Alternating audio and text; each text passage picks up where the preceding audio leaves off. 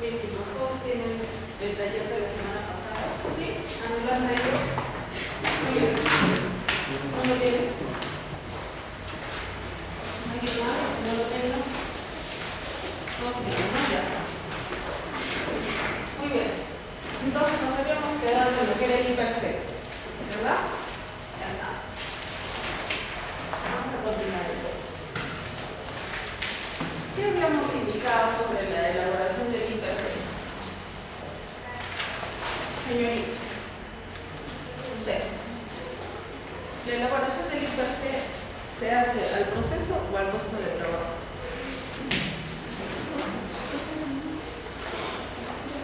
Por proceso.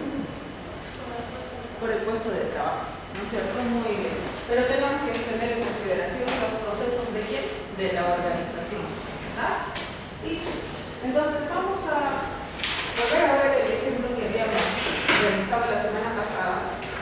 Ya, para terminar y para que ustedes puedan elaborar la parte del imperfecto. Muy bien, habíamos dicho que vamos a disgregar el proceso de laboratorio, ¿verdad? Tenemos examen de sangre, de orina, de esputo, toma de muestra y análisis de la muestra. Y solamente vamos a tomar en consideración una de las actividades que era la toma de muestra. ¿Listo? ¿En dónde identificamos los peligros y riesgos? En las... ¿En qué? En las... En las tareas. Oye, allá habíamos visto algunos pasos que se hacen en lo que es la toma de muestra de sangre. Bien, si se ha olvidado algún paso, bueno, pero estábamos viendo de que en las tareas que nosotros identificábamos los peligros, ¿sí? Perfecto. Entonces, uno de los peligros que habíamos identificado en la matriz hiperse, ¿cuál era? ¿Cuál habíamos identificado? ¿Peligro? ¿El que estábamos trabajando cuál era? Manipulación de objetos punzantes. Muy bien, manipulación de objetos punzocortantes contaminados, ¿no es cierto? En este caso vendría a ser con sangre.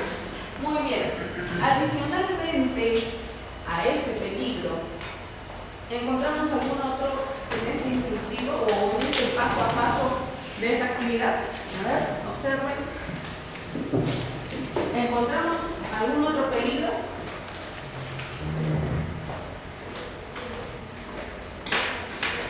¿Sí o no?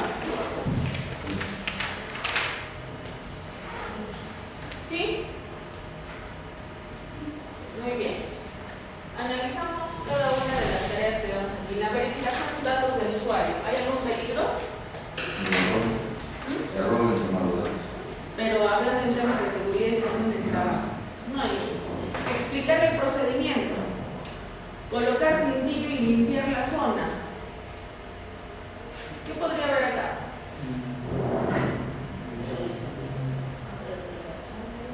¿De qué parte? Yo sé que el riesgo va a ser trivial. Solamente en esto. ¿Puede ser? ¿Sí? Pero eso sería más por traslado del personal. ¿No es cierto? Ensamblar una jeringa. Muy bien.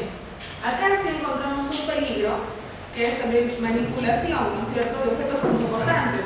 Pero esta parte está contaminada o no? Todavía no. ¿Sí? Pero ¿dónde está contaminada? Aquí. En sacar la muestra, ¿no es cierto? Sacar la muestra. En desechar alguna jeringa, ¿hay algún peligro?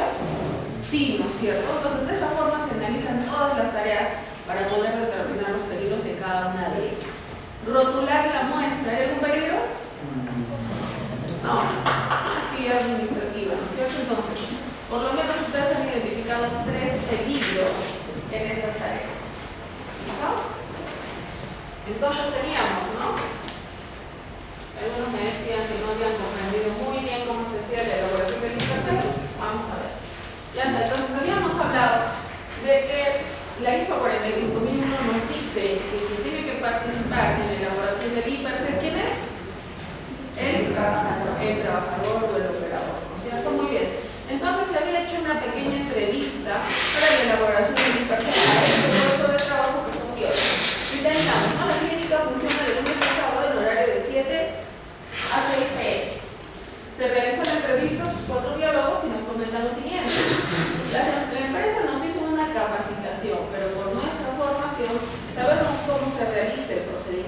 evidentemente, porque son biólogos, ¿cierto? ¿Ah? Le habíamos indicado que el documento requiere actualización, porque no considera algunas recomendaciones de seguridad, pero hasta el momento no se realizó la actualización. Nos gustaría que nos indiquen en qué podemos mejorar. Usamos nuestros EPP, como por ejemplo el mantén de trabajo, guantes y barbijos desechables, pero le comentamos al empleador que se requiere lentes de seguridad claros, ya que una vez tuvimos un percance en la toma y a un compañero le salpicó un poco de sangre en la cara. Nosotros trabajamos todos los días desde las 7 a.m. y el horario de culminación de esta actividad depende mucho de la afluencia de usuarios para terminar con la toma de muestras de sangre. ¿Sí? ¿Quedó claro? Ya está. ¿Qué más? Muy bien. Entonces, con esta información, ¿nosotros qué hemos elaborado? La matriz y per se, que es lo que tienen ustedes, ¿no? Entonces, para hacer el trabajo más fácil, se les ha pasado ¿qué? Se les ha pasado la lista de peligros y riesgos. Entonces, sabiendo de que el puesto de trabajo es biólogo, ¿listo? Y ustedes tienen ahí la lista de peligros y riesgos. ¿Quién tiene? ¿Quién no tiene? ¿Todos tienen? ¿Sí? Ya está. Y considerando que todos tienen esta lista, ustedes observan en esta tabla que tienen todos los tipos de peligros. Entonces tenemos potenciales, cinéticos, mecánicos, químicos, eléctricos, calor, radiación, iluminación, sonido, vibración, biológicos, ergonómicos, psicosociales y climáticos. ¿Listo? Por las actividades inherentes al puesto de trabajo, ¿en dónde ustedes se ubicaban para determinar los peligros? ¿De qué tipo de peligros según la fuente estamos hablando?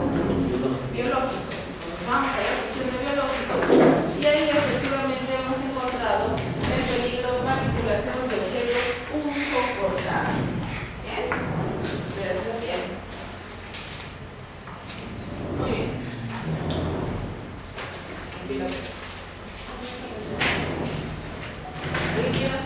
Ustedes observan acá, dice puesto de trabajo, biólogo, proceso, laboratorio, actividad de toma de muestras, y habíamos indicado que si la actividad se realiza todos los días, ¿era rutinario o no rutinario? Era rutinario. Entonces, clasificamos como rutinario. Entonces, ¿cuál es el peligro? Manipulación de objetos punzocortantes, ¿no? La U.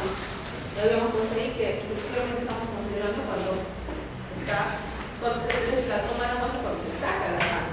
Entonces, riesgo, contacto con objetos punzocortantes, ¿cierto? Para hacerlo más específico, ¿no es cierto? Entre paréntesis, aguja con sangre, ¿ya? O aguja contaminada con sangre. Ustedes saben, en esta tabla ustedes tienen, ¿no es cierto?, en una de las columnas, peligro y evento peligroso, ¿no es cierto? El evento peligroso, ¿qué era? ¿Qué era? El riesgo. ¿Qué es el evento peligroso? El riesgo. ¿Bien? En esa tabla no hay las consecuencias. Eso quiere decir que la persona que elabora el IPRC tiene que conocer cuáles son las posibles consecuencias que puede traer la materialización de ese peligro. Por lo tanto, nosotros habíamos indicado que una de las consecuencias arraigadas con este peligro es heridas, cortes, y lo peor que puede pasar son adquirir enfermedades infectocontagiosas. ¿Por qué identificamos la consecuencia? A ver, porque esta es la severidad. Esta es la severidad de la materialización de ese peligro. Teniendo en consideración la severidad, de esa forma recién nosotros podemos hacer una evaluación del peligro. ¿Listo? De repente ustedes en sus lugares de trabajo, de repente ustedes han observado que hay organizaciones que ustedes observan que el riesgo tiene directamente arraigado la consecuencia. Bien, ¿eso qué quiere decir? Que no ponen consecuencias en su matriz y per se, sino que juntan de frente el riesgo y la consecuencia, y aquí ustedes van a observar más abajo esta parte. ¿Por qué? Porque evidentemente cuando nosotros calificamos el riesgo, o se hace la cuantificación del riesgo, ¿a quién tenemos que considerar? a la severidad o la consecuencia de la materialización de ese delito. ¿Bien? Listo.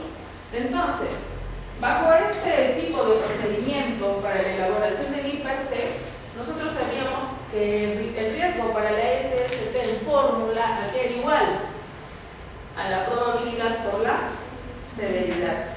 En este caso, para esta metodología y para calcular el índice de probabilidad, que teníamos que sumar el índice de personas expuestas, el de procedimientos, capacitación y exposición de riesgo. ¿Listo? Muy bien. Entonces, por el índice de personas expuestas, ¿cuántos biólogos tiene esa organización? ¿Cuántos? ¿Cuántos tiene? 4 biólogos, ¿no es cierto? Esa es la pregunta por criterio. Mientras más personas tiene una organización para un puesto específico, ¿el riesgo aumenta o disminuye? Ya está. Entonces, bajo esa metodología, para 4 personas, ¿qué índice de personas expuestas le da? A ver, miren la metodología. ¿Cuánto era el índice para 4 personas? A ver, índice para 4 personas. ¿Cuánto es?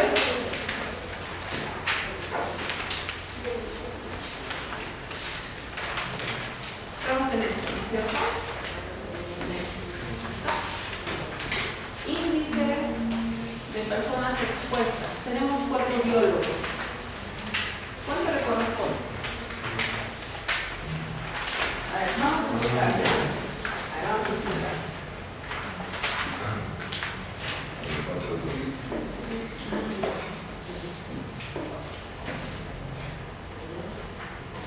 Muy bien. Ya está. El procedimiento, pues, la organización nos dice que tiene 4 biólogos. Probabilidad, personas expuestas, ¿cuántas hay? 4. ¿En dónde está ubicada? 2. ¿Listo? Si tiene 16 personas, ¿cuánto es el índice? 3. ¿Cuánto es? 3, ¿no es cierto? Exacto. Muy bien. Índice de personas expuestas igual a 2. Índice de procedimientos existentes. ¿Tienen procedimientos?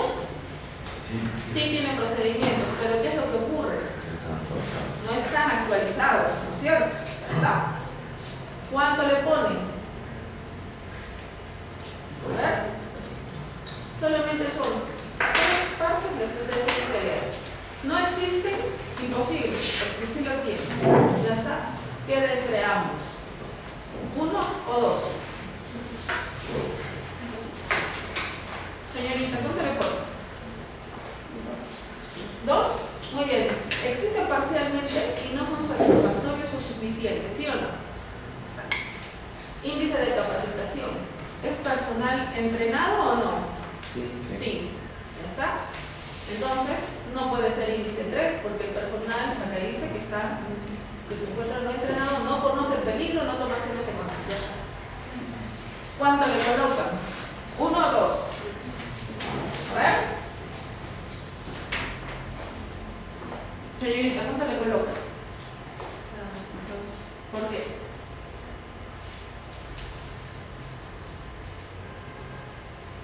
¿Cuánto le coloca? Ahí está.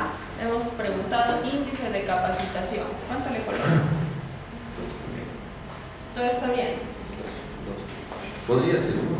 Podría ser 1. ¿Por No, qué? porque el personal es entrenado, son profesionales en eso. Conocen el peligro. Y ellos han expresado que está mal el procedimiento, o sea, saben, son conscientes y por eso lo previenen. Ya tienen un antecedente. Ya, puede ser 1. ¿Sí? 1 o 2.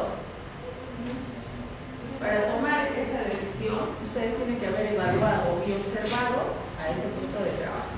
Porque de repente, como nos dice su compañero, efectivamente, ellos hablan y conocen muchísimo del peligro, pero de repente yo cuando los observo, no hacen uso de sus EPIs, o de vez en cuando lo hacen. O los guantes que utilizan, no los desechan. ¿Puede ser? Sí.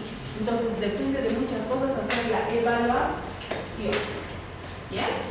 Podría ocurrir. En este caso, vamos a hacer de cuenta que como ellos nos han indicado que necesitan saber qué recomendaciones adicionales necesitan darles, vamos a poner esto, ¿ya? Pero me cuadra más el de 1 porque es personal entrenado, entonces lo vamos a cambiar en la matriz inversa. ¿Listo? ¿Está?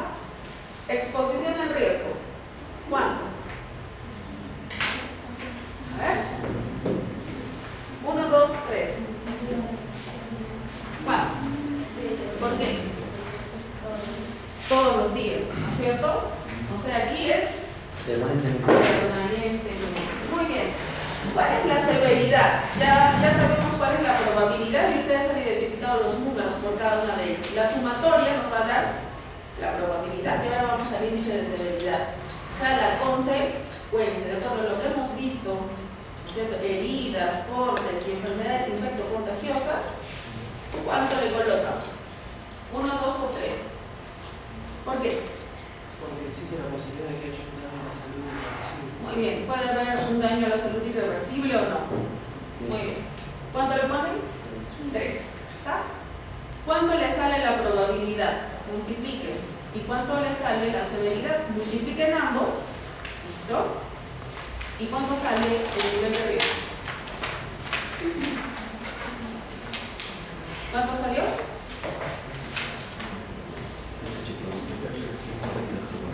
A ver, la probabilidad es la sumatoria, ¿no es cierto? ¿Ya está? ¿Cuánto es la probabilidad? 9.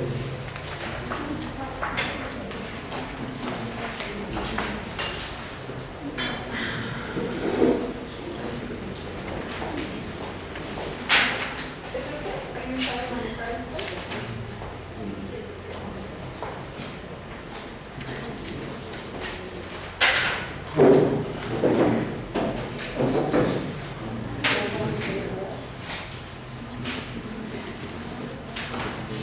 Muy bien. ¿A qué es igual la probabilidad? A la sumatoria. ¿Cuánto sale la sumatoria?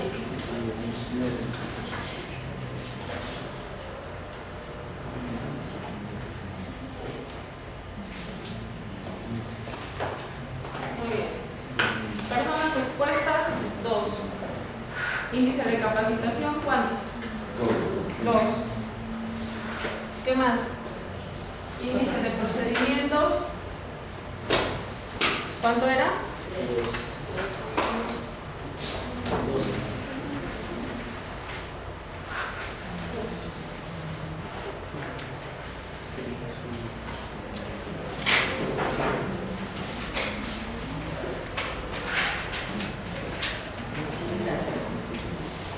Muy bien.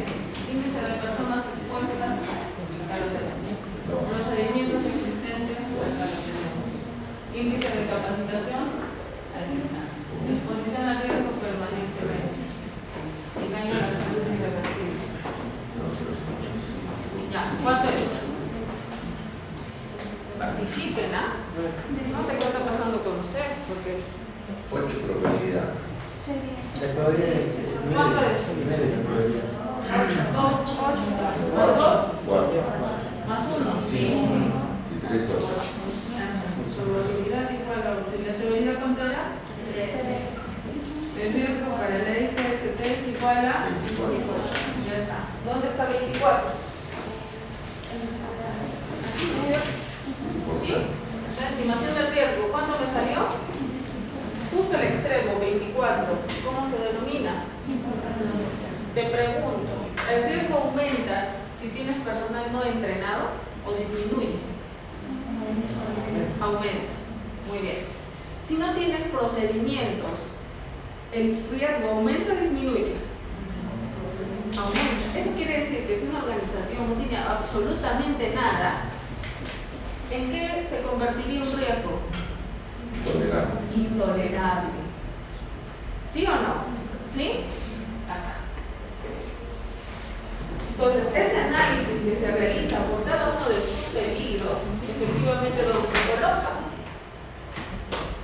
¿En dónde? En esta matriz. ¿Cierto? Ajá. Está.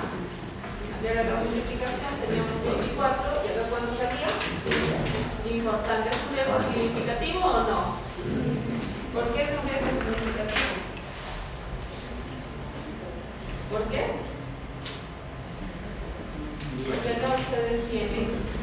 además.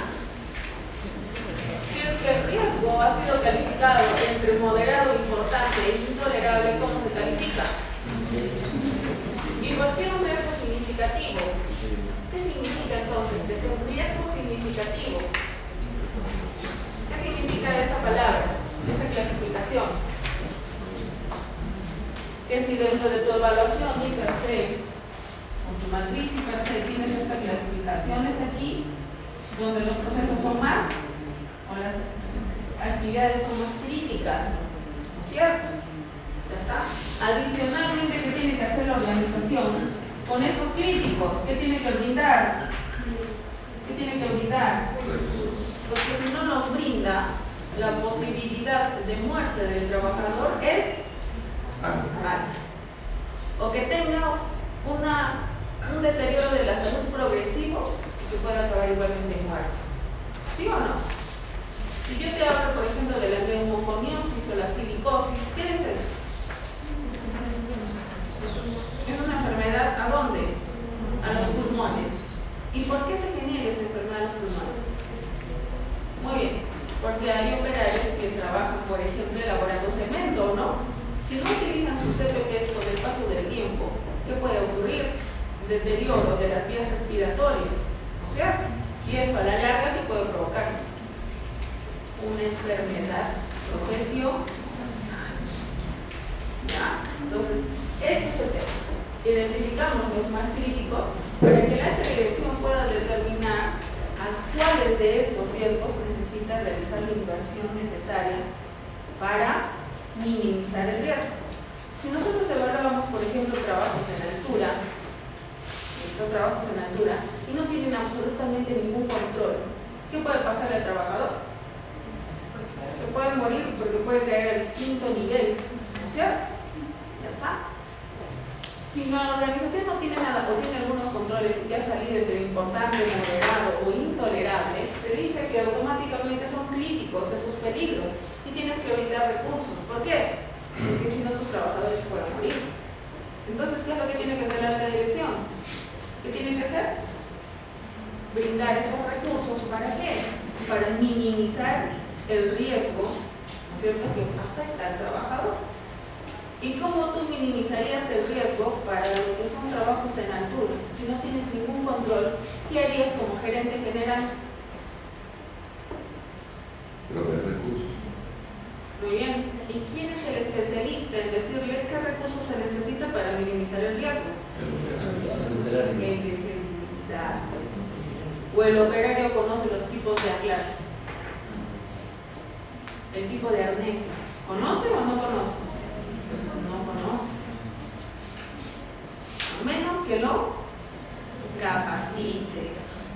Ahí recién podemos hablar. Pero yo como ingeniero de seguridad, yo no puedo decir de repente salgo, de repente no.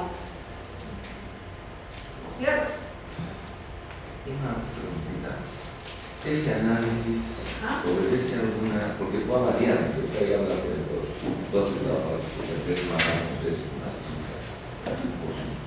¿hay algún fundamento para esa elaboración de los análisis?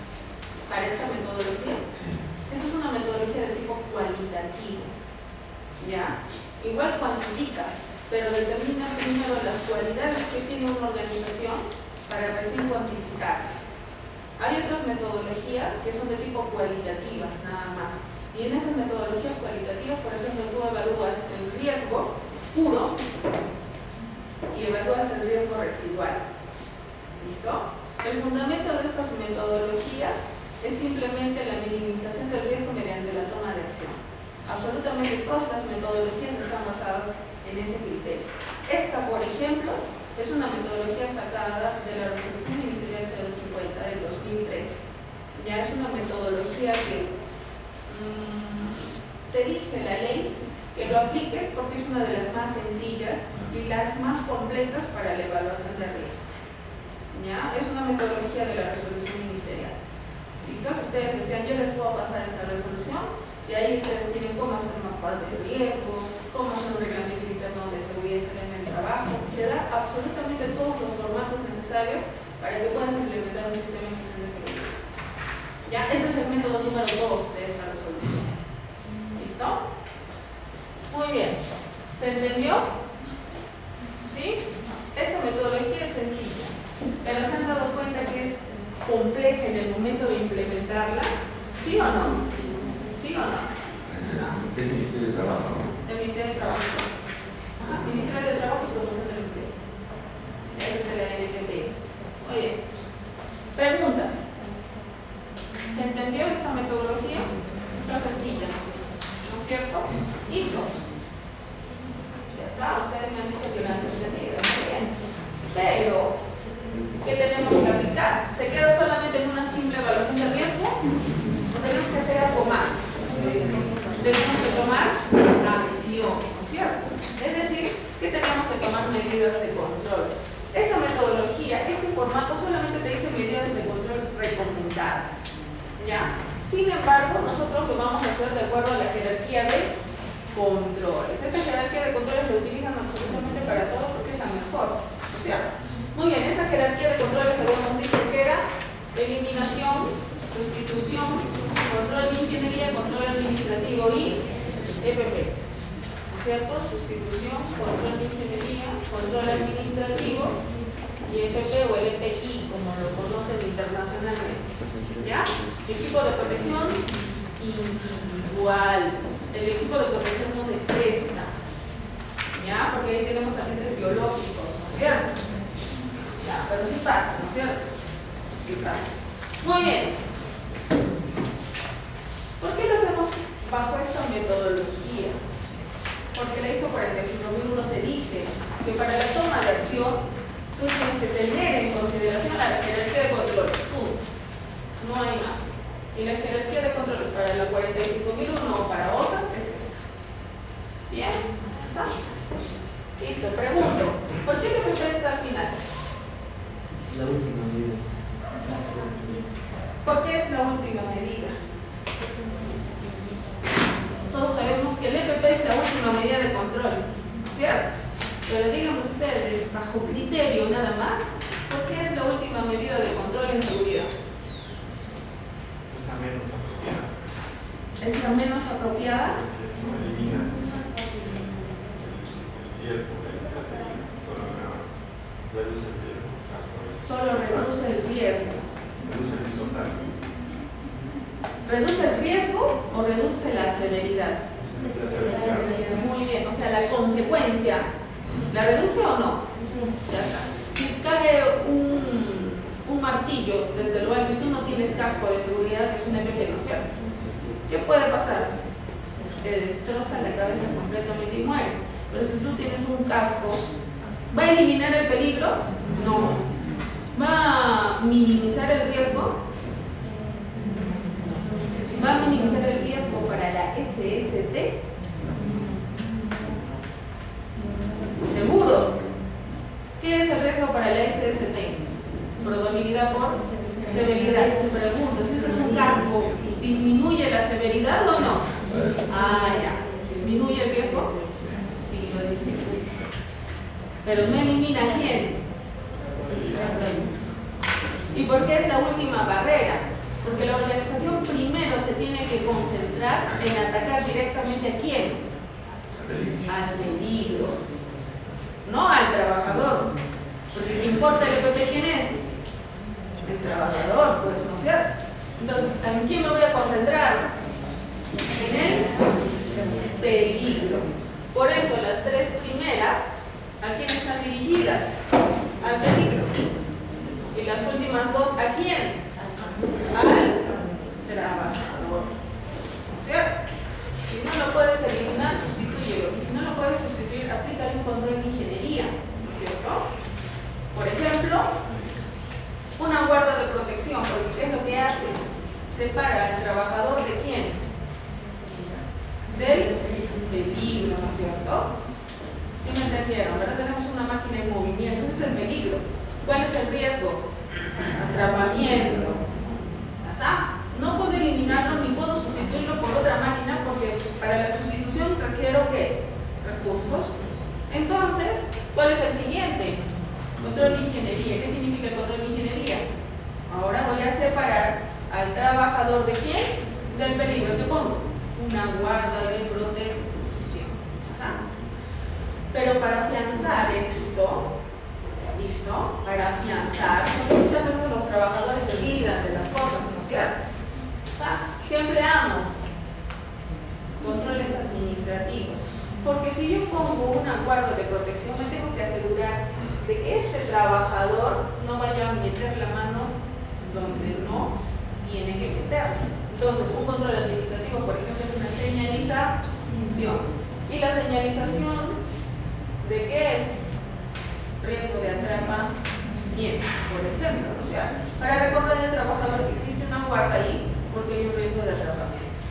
Ese control administrativo, además de señalizaciones, como la que vemos allá, en ese muro, ¿no es cierto? La que vemos en esto, en la puerta, esas son señalizaciones de seguridad. Además de eso, ¿cuál es un control administrativo? Un procedimiento. ¿Un registro es un control administrativo? Sí, por supuesto. ¿Capacitaciones son controles administrativos? Sí. ¿Programas de salud son controles administrativos? Sí, porque van a complementar, ¿sí? Un programa de salud, por ejemplo, vacunar a todos sus trabajadores, ¿no es un programa administrativo? ¿No es un control administrativo? Por supuesto que ayuda a minimizar el riesgo, ¿o no? Sí. Por eso, de repente ustedes han escuchado hablar que trabajadores que, ¿no es cierto?, sacan los residuos sólidos, tienen que estar vacunados. ¿Sí? ¿Por qué? Porque ayudan a minimizar los riesgos de que ellos puedan contagiarse de enfermedades y que, bueno, no se contagien, pero que se materialice, por ejemplo, tétanos. ¿Sí? Entonces, para eso existen estos controles administrativos.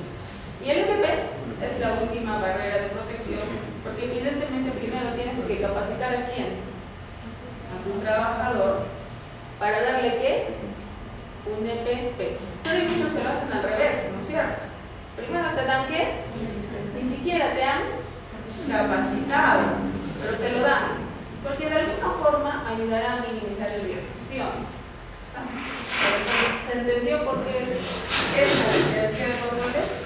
No es al revés, pero después ustedes se han dado cuenta que sí lo hacen al revés, ¿no? Muy bien, entonces, medidas de control para el peligro como certificado. ¿Lo podemos eliminar? No, porque siempre vas a trabajar con sangre, ¿no es cierto?, con esas agujas. ¿Lo puedes sustituir? Tampoco, no lo puedes sustituir. Control de ingeniería, por ejemplo, ahí le han colocado agujas retráctiles, contenedores rígidos, ¿ya? Esto era para el encapuchamiento, ¿no es cierto? Simplemente nosotros estamos hablando, ¿sí? Estamos hablando sobre lo que es sacar la muestra, ¿no es cierto? Sacar la muestra. En el momento de desechar la muestra podríamos colocarle contenedores rígidos, ¿no es cierto? Porque ahí habría contacto también con sangre. ¿Ya? Entonces vamos a hablar en general manipulación. ¿Listo? Entonces, no lo podemos eliminar ni sustituir. Control de ingeniería, agujas retráctiles, ¿no es cierto? Contenedores rígidos, ¿para qué? Para que el trabajador no tenga contacto con el objeto punzocortante. ¿Sí? ¿Está? Lo separa del peligro, ¿no es cierto? Muy bien. Controles administrativos. Se le puede elaborar o actualizar su documento. Ellos decían que estaba desactualizado, ¿no es cierto? Entonces se elabora un procedimiento escrito de trabajo seguro. De repente quieren continuar con el instructivo, pero con los lineamientos de seguridad. ¿Los tienen que capacitar? Por supuesto que sí. ¿Debe haber un plan de contingencias? ¿Sí o no? En caso de que pinchen con la aguja, ¿no es cierto? Y nosotros sabemos que por el Ministerio de Salud sí hay, ¿no es cierto? Sí hay, y es obligatorio y lo tienen que mantener. ¿Listo? Plan de contingencias. Programa de vacunación. ¿Importante o no? Por supuesto que sí. Exámenes médicos ocupacionales, periódicos, sí, por supuesto. Vigilancia de los trabajadores, por supuesto que sí. ¿Ya? Entonces hay diferentes modos o formas para poder controlar ese peligro. Adicionalmente, ¿qué le podríamos incluir en este control administrativo? Un cartelito que diga riesgo biológico, ¿no es cierto? Eso lo tengo que visualizar, ¿no es cierto?, en el puesto de trabajo o en el lugar donde se hace la toma de muestra. ¿Listo? Y EPPs, si bien es cierto, los guantes desechables no es una barrera al 100%, porque tú sabes que la aguja puede traspasar o no. Pero por lo menos, si es que no te pinchas y si hay un derrame o salta sangre, te puede proteger de alguna manera o no. ¿Ya? Entonces, evidentemente ustedes se dan cuenta que los CPPs no son al 100%, ¿no es cierto? No van a proteger al 100% al trabajador. Entonces, recuerda, todas las medidas de control previas se tienen que analizar antes de poder determinar el despido. Muy bien. ¿Alguna pregunta? ¿Preguntas? ¿Alguna pregunta? ¿Ninguna? ¿Seguros? Ya. Listo. Muy bien. Ya está. Tal cual el ejemplo ustedes lo tienen el día de hoy, se les han mandado un correo a todos los formatos, entonces si algo no ha quedado claro, ustedes lo pueden volver a revisar. Muy bien. Entonces, viendo ya lo que es el IPC, entonces efectivamente, ahora sí le vamos a tocar los 8 puntos que nos dice la norma que tú tienes que considerar al momento de identificar los peligros. ¿Bien? ¿Qué es lo que tú tienes que considerar? Miren, la organización que dice acá debe establecer, implementar y mantener procesos de identificación continua y proactiva de peligro. ¿Qué significa la palabra proactivo? Antes de, ¿cierto? ¿Eso qué quiere decir? Que esta norma incentiva a las organizaciones a que no identifiquen peligros cuando ya se haya materializado un accidente de trabajo, sino tiene que ser una metodología preventiva. ¿Ya? Por eso te dice que esa metodología debe ser proactiva. Adicionalmente, los procesos para la identificación de peligros tienen que tener en cuenta, y acá utilizo una palabra muy importante, pero no limitarse a. ¿Qué significa esa palabra? Que pueden haber más. ¿Listo? La norma te da 8 puntos, pero eso no quiere decir que tú dentro de tu organización no identifiques otros peligros. ¿Cuáles son esos peligros? Te dice, puedes identificar peligros en cómo se organiza el trabajo, los factores sociales, el liderazgo y la cultura de la organización. Y efectivamente nosotros observamos en este punto que se refiere a los factores de riesgo psicosociales. Por ejemplo, ¿qué tenemos acá? Victimización, carga de trabajo, acoso e intimidación. Es lo que nosotros denominábamos como moving. ¿Se acuerdan? Moving. ¿Qué hace la organización para minimizar el riesgo respecto a este tipo de peligros? Es difícil. Nosotros siempre decimos, los 3 tipos de peligros, según la fuente, consideramos como contaminantes, físicos, químicos y biológicos. Estos 3 tipos de peligros para nosotros es mucho más sencillos de controlarlos. ¿Ya? Es más sencillo de controlarlos porque se establece una serie de lineamientos, además de que el Estado, además también tenemos entidades internacionales, tienen una metodología, ¿no es cierto?, para poder evaluar este tipo de riesgos y aplicar controles. Pero, si nosotros hablamos de los riesgos de tipo psicosocial y ergonómicos, son los más difíciles de controlar, a pesar de que tenemos una norma, ¿no es cierto?, o una ley o una resolución ministerial, siendo específica, relacionada con lo que es ergonomía. ¿Sí? Tenemos una norma que nos dice métodos para, ¿no es cierto?, evaluar los puestos de trabajo. ¿Está? Pero en factores de riesgo psicosocial, tenemos leyes que avalen o que hablen mucho más o que amplíen el punto de factores de riesgo psicosocial. Pregunta. Ustedes han leído normativa, leyes. ¿Han leído? En materia de seguridad, ¿han leído este punto? No. El Ministerio de Trabajo solamente da algunas acotaciones, ¿no es cierto? Que si hablamos de acoso e intimidación, esto ya se tiene que tratar como un tema de tipo administrativo, pero en materia de seguridad no hay legislación que aborde este tipo de riesgos. ¿Por qué? Porque este tipo de riesgos involucra un tema subjetivo. ¿A qué se refiere? Porque para mí, fastidiarme o empujarlo al Señor, en este caso, porque somos muy buenos amigos, puede ser para nosotros un tema de broma, ¿no es cierto?, por la amistad que tenemos. Pero ¿qué puede parecerle a usted? Que yo tengo un abuso, o yo estoy generando abuso sobre la otra persona, ¿no es cierto? ¿Sí? Entonces, ese tipo de situaciones generan un poco de sustancia subjetiva. Y es muy difícil abordarlos. Por eso las organizaciones, en materia de esto, ¿qué es lo que hacen? Capacitaciones. Frecuentes capacitaciones. Y hasta pueden contratar psicólogos ocupacionales o no. Sí. Contratan psicólogos ocupacionales para que ellos aborden mejor el tema de factores de riesgo psicosocial. Es lo más difícil porque estamos hablando del comportamiento del trabajador. ¿Sí o no? A veces tienes algunas cosas ahí que lamentablemente pues el ingeniero de seguridad no te va a dar una clase, ¿no es cierto?, para que puedas cambiarlo. Eso no funciona de esa forma, ¿no? Entonces, esto es lo más difícil. Adicionalmente, tenemos el B. Te dice que la identificación de peligros tú tienes que considerar lo que hemos visto en el ejemplo, las situaciones o las actividades rutinarias y no rutinarias, ¿sí? Incluyendo aquellos que surjan de la infraestructura, equipos, materiales, sustancias, el diseño, investigación, desarrollo, ensayos, etc. Así como los factores humanos y cómo se realiza el trabajo. ¿Dónde más podemos encontrar peligros? En incidentes pasados, pertinentes, que sean internos o externos a la organización, incluyendo las emergencias y sus causas. ¿Qué significa? La norma te dice, muy bien, si al final de cuentas han fallado tus controles en tu matriz y parcel y por eso se ha materializado un accidente, entonces yo te voy a invitar y te voy a decir una cosa. Muy bien, ¿dónde puedes identificar peligros? ¿Qué dice ahí? ¿Ah? ¿Puedes identificar o no? ¿Por qué se accidentó el trabajador? Ah, porque había una baranda rota, condición subestándar. ¿Y lo habían identificado? No, porque pensamos que nunca esta baranda se iba a romper. Ahora sí tienes que entender de que debe haber un control administrativo, por ejemplo, inspecciones y mantenimientos planificados a ciertas partes de la infraestructura porque se pueden generar incidentes dentro de tu organización.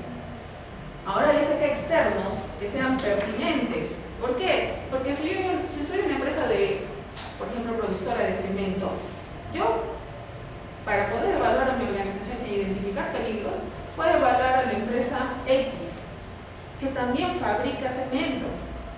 ¿Podemos tener procesos similares o no? Eso quiere decir que pueden generarse accidentes similares o no.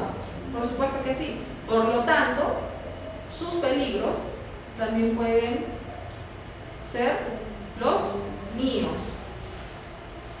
¿Sí? ¿Se entendió? ¿Y por qué decimos que es pertinente? Porque obviamente si yo fabrico o elaboro concreto, yo no me voy a comparar con una empresa que fabrica harina de pescado, ¿o sí? No, eso no es pertinente. Por eso te dice, incidentes externos que sean pertinentes. Compárate en otras palabras con tu competidor. ¿Pasa algo? Esta es la tercera clase que los veo que se ríen, hablan, murmullan, no me dejan hacer la clase como yo quisiera hacerla, porque me desconcentro. Así que les voy a pedir por favor, ¿listo?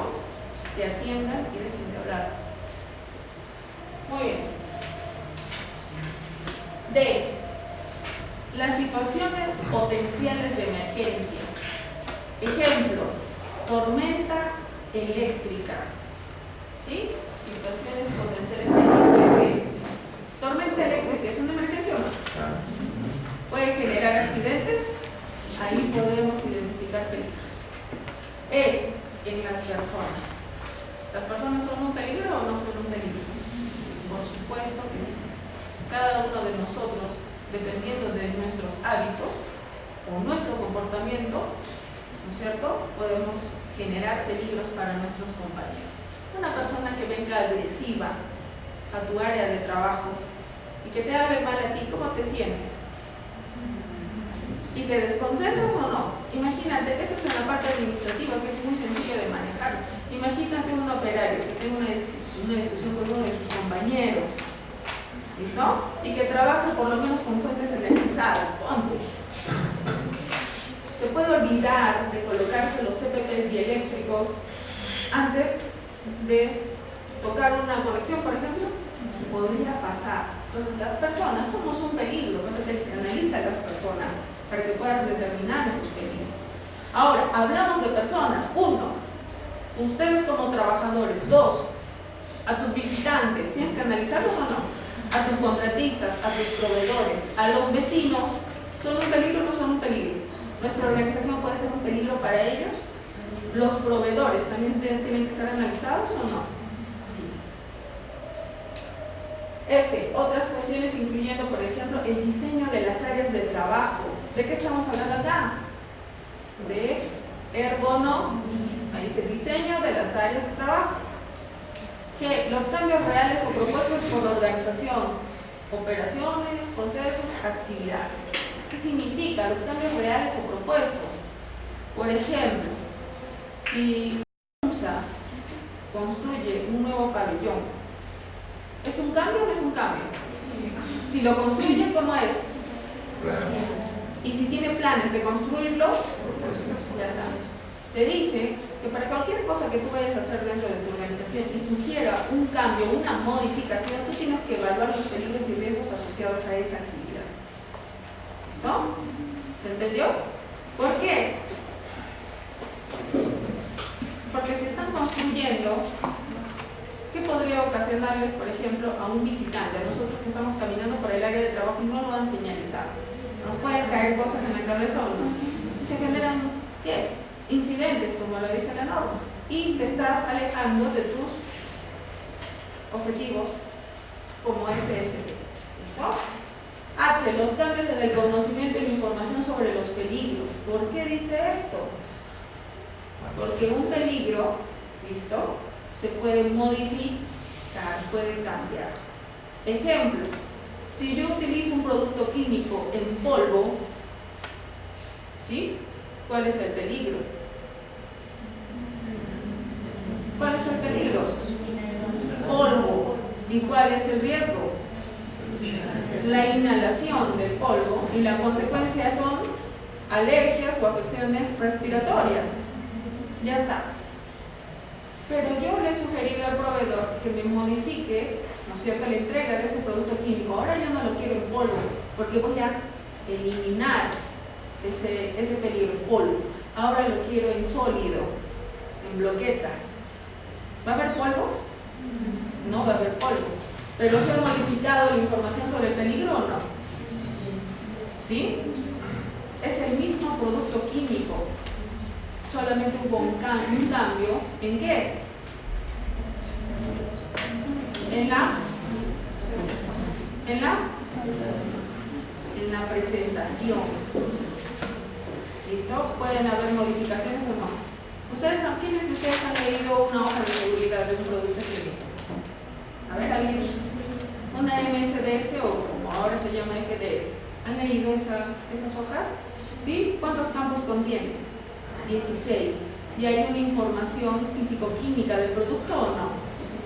¿Va a haber cambio en la información sobre el peligro o no? Por supuesto que sí, porque la presentación ya no es en polvo, ahora es en sólido. Por lo tanto, hay peligros que se han eliminado. Entonces, esos cambios es importante. Además, tenemos máquinas dentro del área operativa. ¿Listo? Hemos tenido una máquina X y ahora el área de diseño nos ha brindado los recursos y lo hemos cambiado por la máquina Y. ¿Bien? Para minimizar el ruido que había dentro de planta. ¿Listo? Porque la otra era muy obsoleta. ¿Se entiende? Hemos cambiado X por Y. ¿Hay cambio en los conocimientos? Puede ser para la misma función. Para trasladar ánodos de cobre. Puede ser lo mismo. Pero se maneja de forma igual o distinta. O sea, eso quiere decir que hay cambios en esto o no. Por eso es importante, y la ley también lo dice, que se debe tener a la mano los manuales de quién, de las máquinas o equipos utilizados. Y los trabajadores tienen que tener conocimiento sobre esos manuales.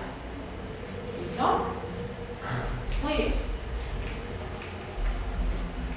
Perfecto. Miren, ustedes van a ver acá, evaluación, ¿listo? Requisitos legales y otros requisitos, y planificación de acciones para abordar los riesgos y oportunidades. Ustedes lo pueden leer. Bien, lo pueden leer.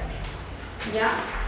Pero en resumidas cuentas, vamos a detallarlo de esta forma para que se pueda entender. Porque ustedes saben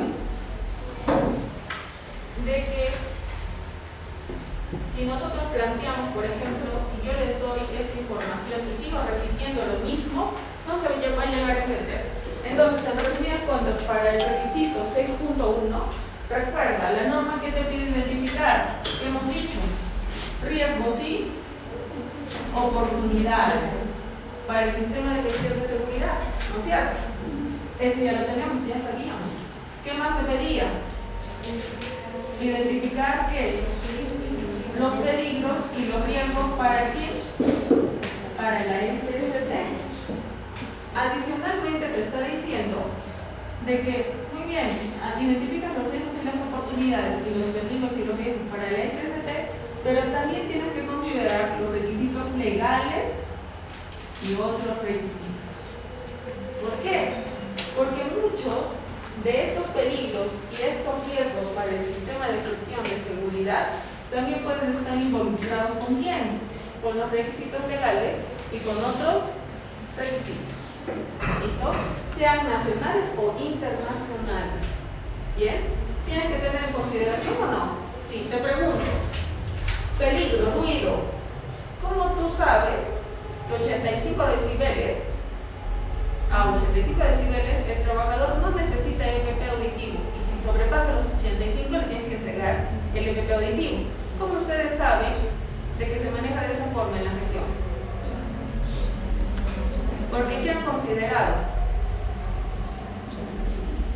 A ver, ¿qué han considerado? Muy bien, voy a medirlo ya. ¿Qué han considerado para decir que 85 es el tope? Una norma internacional. ¿Eso quiere decir? Otro requisito. ¿Sí? Ahora te pregunto, si nosotros hablamos de oportunidades y amenazas en el entorno, estamos regresando al 4.1, te digo a ti, ¿necesitas considerar los requisitos legales? ¿Sí o no?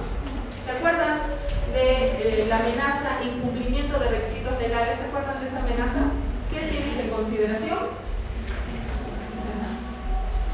¿Cómo sabes que utilizar asbesto está prohibido? ¿Por qué sabes que el asbesto? Porque es un peligro, ¿no? Manipulación de asbesto. Cáncer. Cáncer. La consecuencia es cáncer. ¿Listo? ¿Cómo sabes tú que el asbesto está prohibido como producto para manipulación sin autorización? ¿Por qué está prohibido? Porque lo regula quién, un requisito legal. Solamente las organizaciones que tengan, ¿no es cierto?, la necesidad por X actividades que realizan de utilizar asbesto, tienen que tener un permiso legal para poder utilizar. Te pregunto, ¿necesitas conocer requisitos legales? Por supuesto que sí. De eso te refiere la cláusula 6.1. Te dice, en otras palabras, en resumen, la organización tiene que determinar sus riesgos y sus oportunidades, así como sus peligros y riesgos para la SST, pero también tiene que determinar los requisitos legales y otros requisitos asociados a su sistema de gestión de seguridad. ¿Los has identificado? ¿Solamente los identificas? ¿Qué tienes que hacer ahora? Tienes que evaluarlos. ¿Teníamos una metodología para evaluar riesgos y oportunidades? Sí. ¿Tienes una metodología para evaluar peligros y riesgos? Sí. Y acá, en requisitos legales y otros requisitos, hablamos de evaluar cómo se van a cumplir esos requisitos legales. ¿Cómo tú evalúas? Identificas el requisito legal, ¿no es cierto? Y determinas cómo lo vas a cumplir. Eso es la evaluación que haces para este requisito legal. No hay una fórmula. ¿Listo? Depende de tus características como organización. Una vez que has hecho la evaluación, la norma, ¿qué es lo que te dice? ¿Cómo se llama el requisito 6.1?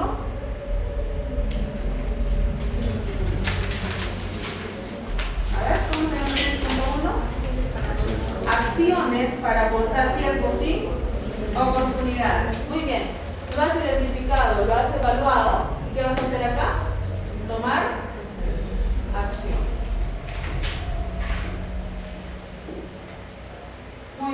acuerdan que en la matriz de riesgos y oportunidades hemos tomado acción para aquellos que hayan sido calificados como significativos? ¿Sí? Ajá. Muy bien. Peligros y riesgos. ¿Has tomado acción? ¿Mediante qué?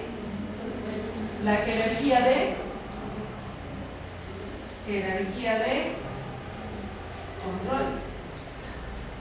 Y acá, el requisito legal y los requisitos, tienes que tomar acción, ¿no es cierto?, para cumplir ese requisito legal. Ejemplo, tenemos que conformar un comité de seguridad y salud en el trabajo. ¿Listo? Eso dice el requisito. El requisito dice que con más de 20 trabajadores, tu empresa tiene que conformar un comité de seguridad y salud en el trabajo. Lo evalúas. ¿Cómo lo vamos a cumplir? ¿Cuántos trabajadores tenemos en nuestra organización? Tenemos 53. Muy bien. ¿Eso quiere decir que sí nos aplica el requisito? Por supuesto que sí. Muy bien, lo has evaluado. Vas a tomar acción. ¿Qué es lo que haces? ¿Qué es lo que hacen para cumplir ese requisito legal? Van a conformar el comité. Eso quiere decir, por ejemplo, que tienen que determinar, hacer una reunión, tienen que hacer toda una planificación de acciones o no. Ya está. En resumen, el 6.1 es esto. Dice que la organización tiene que abordar esos riesgos y oportunidades para la SST. Y para todos los casos, ¿qué se debe conservar? ¿Qué se debe conservar? Información. Muy bien. Así de sencillo. ¿Sí? Ya está. ¿Eso quiere decir que yo te puedo solicitar tu procedimiento de IPERSEC?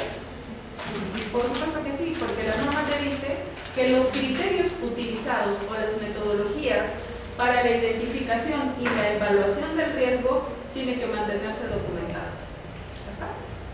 Adicionalmente te dice, si tú has identificado el requisito legal y otro requisito, tienes que determinar cómo tus trabajadores van a tener acceso a estos requisitos legales. Así de sencillo. Tú determinas cómo tus trabajadores van a tener acceso al requisito legal. ¿Cómo harían ustedes para cumplir ese punto de la norma?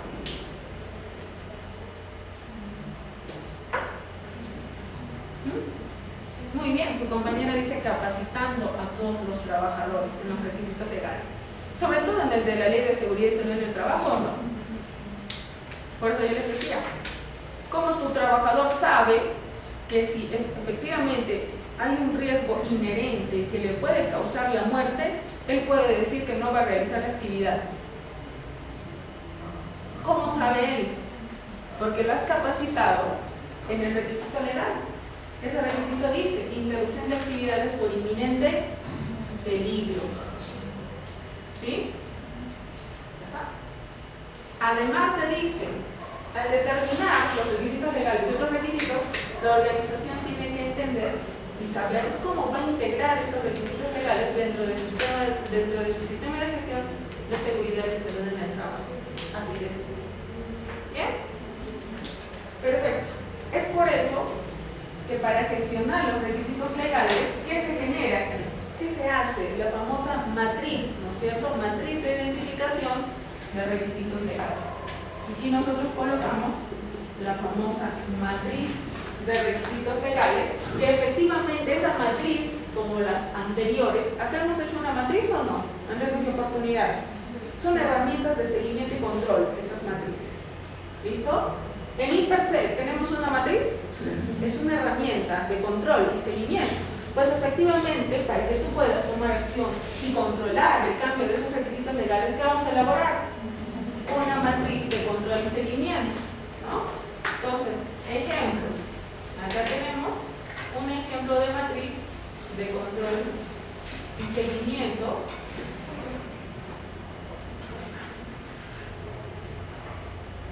para los requisitos legales.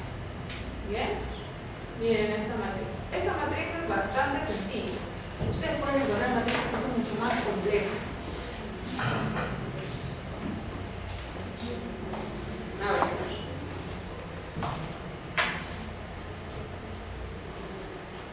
Ya está.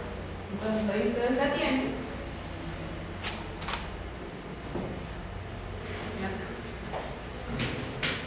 Mira, dice clasificación. ¿Por qué clasificación? Porque puede ser una ley, puede ser un decreto, puede ser una resolución, ¿no es cierto? Una orden. Año de publicación o versión. ¿Listo? Año de publicación, 2011, 2016, 2017, etcétera, etcétera. Y por ejemplo, el Ministerio de Salud, ¿con qué trabaja? Con versiones, ¿no es cierto? ¿Está? Por eso te dice, te doy a escoger 2018, versión 0.1, etcétera, etcétera. Entidad, ¿quién emitió este documento? El Ministerio de Trabajo, el Ministerio de Salud, el Ministerio de Transportes, etcétera, etcétera. ¿Qué artículos aplican? De la Ley de Seguridad y Salud en el Trabajo, no todos sus artículos aplican para la organización, ¿no es cierto? Desde el capítulo 4 recién aplica. ¿Bien? Entonces, así se tiene que analizar la norma o la ley y colocar todos los artículos que se aplican. ¿Listo? Descripción. ¿Qué es lo que dice ese artículo? Muy bien. Y ahora empezamos con la toma de acción. ¿Quién es el responsable de efectivamente ejecutar de que ese artículo se cumpla? ¿Qué actividades va a realizar? ¿En qué plazo? Y para hacerle el seguimiento a esa matriz, ¿cuál es el estado? Si está pendiente, cerrado.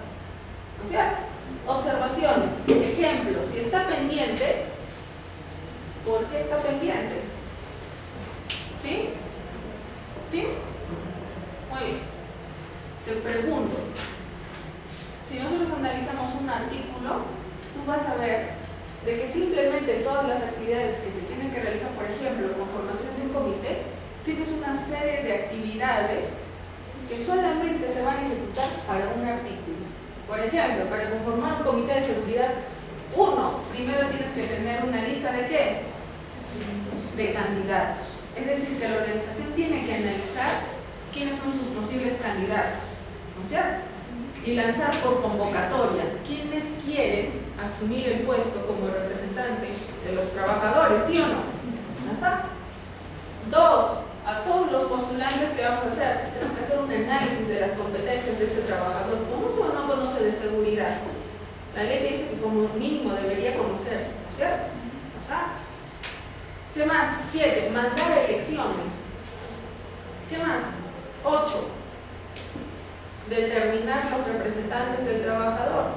9. Conformar el acta de instalación. 10. Y hay una serie de pasos para solamente cumplir un artículo. Imagínate hacer un análisis de todos los artículos de las leyes, decretos, que solamente están relacionados en materia de seguridad. ¿Es fácil? Exactamente. O sea, imagínate cuántas hojas de Excel vas a tener ahí. En realidad tienes que saber cómo gestionar un sistema. Esa matriz no se llena por llenar. ¿Bien? Entonces, ahí para que ustedes tengan un ejemplo. Y eso es todo lo que nos dice, ven ahí, planificación de acciones. Y se han dado cuenta que acá dice, la organización debe tener en cuenta quién. La jerarquía, porque se refiere a quién. Al hiper ¿no? Ahora, obviamente, si yo voy a planificar acciones y yo hemos pasado hablando hasta esta clase, si tú planificas todas esas acciones, ¿qué es lo que tienes que tener en consideración? Todo esto, en otras palabras, son tus recursos. Porque te dice, tienes que considerar las mejores prácticas, las opciones tecnológicas, los requisitos financieros, operacionales y de negocios. Es decir, tienes que tener en consideración todo lo que vas a invertir para poder cumplir con algo. ¿No? Muy bien. ¿Alguna pregunta hasta aquí? ¿Preguntas? ¿Preguntas, chicos? ¿Se entendió? Ya está. Eso quiere decir que se ha entendido que hay una diferencia, ¿cierto?, entre lo que son riesgos y oportunidades y lo que son peligros y riesgos para la SCT. No es lo mismo. Bien. Yo les había comentado que con la ISO 45001 esto es otro nivel de gestión. ¿Sí? Para aquellos que han leído la ley, en la ley de seguridad les pide riesgos y oportunidades. ¿Sí o no? No les pide. No les pide. ¿Ya? Muy bien. Entonces vamos a entrar al capítulo número 6, que es planificación. ¿Ya? En este punto vamos a ver los objetivos de la SST y la planificación para lograrlos. Una cosa es que yo planteo objetivos dentro de mi sistema de gestión, pero recuerda que si yo te digo, por ejemplo, objetivo, reducir los niveles de ruido en la planta X, ¿listo? Ese objetivo no se va a cumplir si yo no tomo acción. Por eso te dice, y la planificación para lograrlos. Por lo tanto, recuerda, un objetivo para la SST debe ser coherente con los compromisos de tu política del sistema de gestión de seguridad. ¿Se acuerdan de los compromisos que habíamos visto? La ISO tiene compromisos para la política. Uno de ellos, ¿cuál es, por ejemplo? A ver. Proporcionar lugares de trabajo seguros y saludables para prevenir lesiones y el deterioro de la salud. ¿Bien? Por ejemplo, yo te pongo el objetivo, ¿ya? Vamos a poner un objetivo. Reducir los niveles de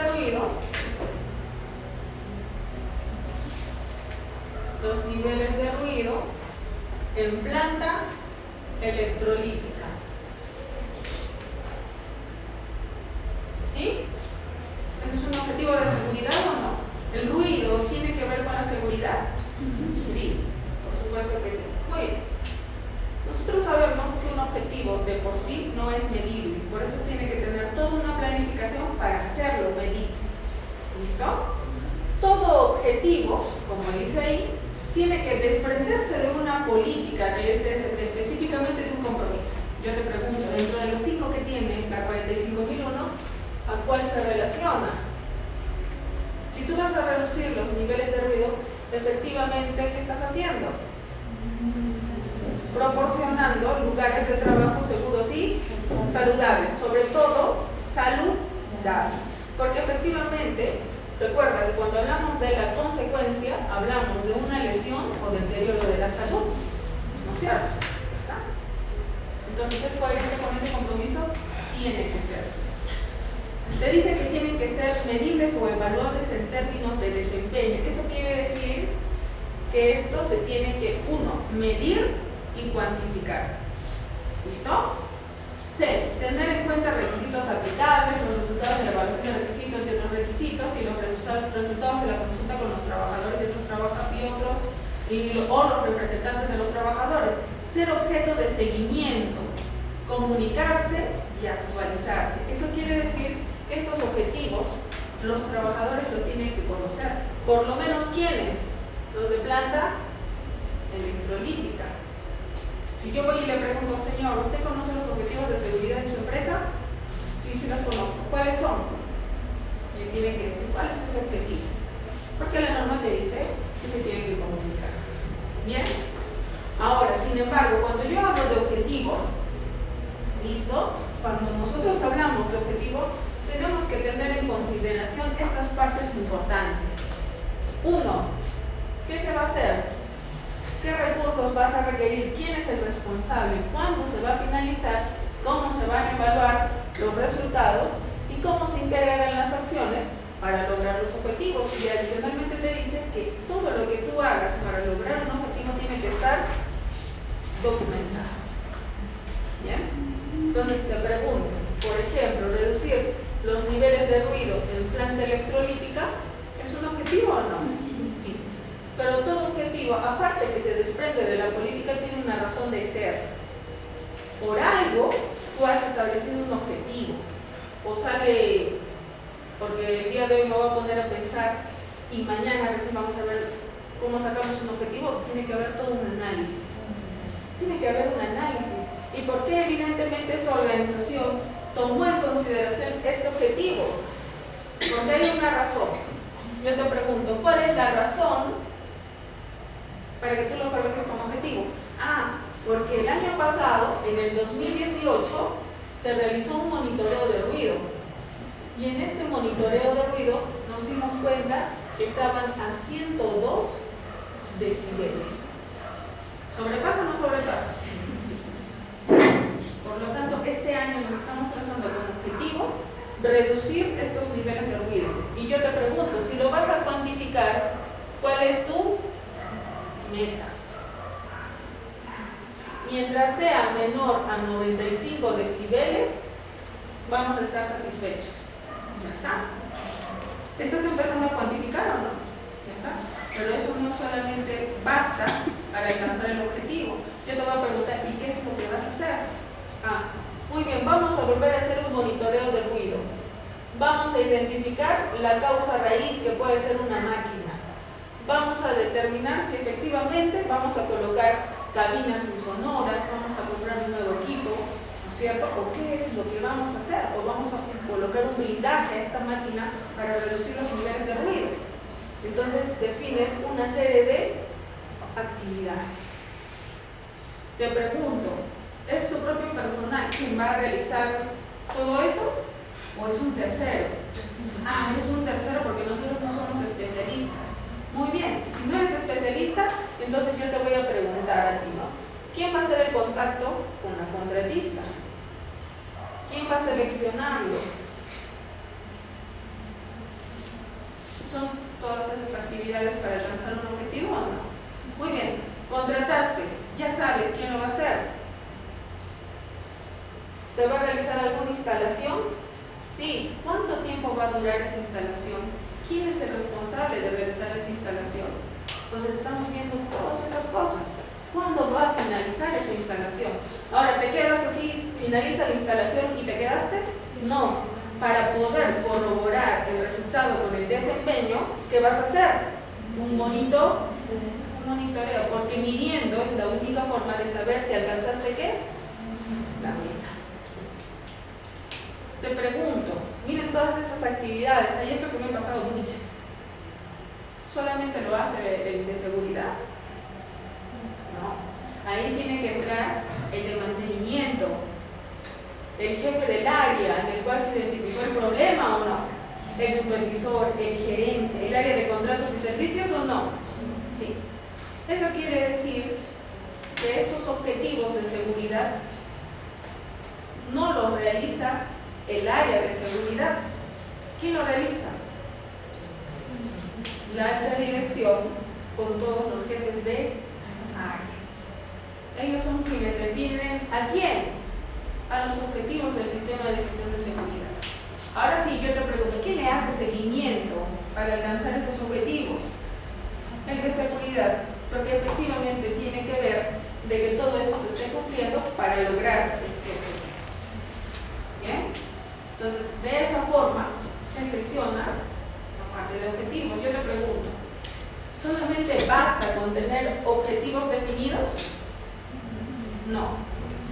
La norma que te exige que hagas todos estos pasos. O sea, al final, tú me tienes que evidenciar qué es lo que estás haciendo para poder cumplir con el objetivo de reducir los niveles de ruido. ¿Bien? Ahora, si bien nosotros podemos establecer plazos para cada una de estas actividades, ¿esos plazos se podrían modificar o no? ¿Qué queremos saber? ¿Se modifican o no se modifican? De repente tu contratista te dijo que son 6 meses para la instalación. Pueden durar 8 meses porque tuvo problemas en aduanas por el tema de exportación. Puede ser. ¿Qué te dice la norma? ¿Qué es lo que tienes que hacer?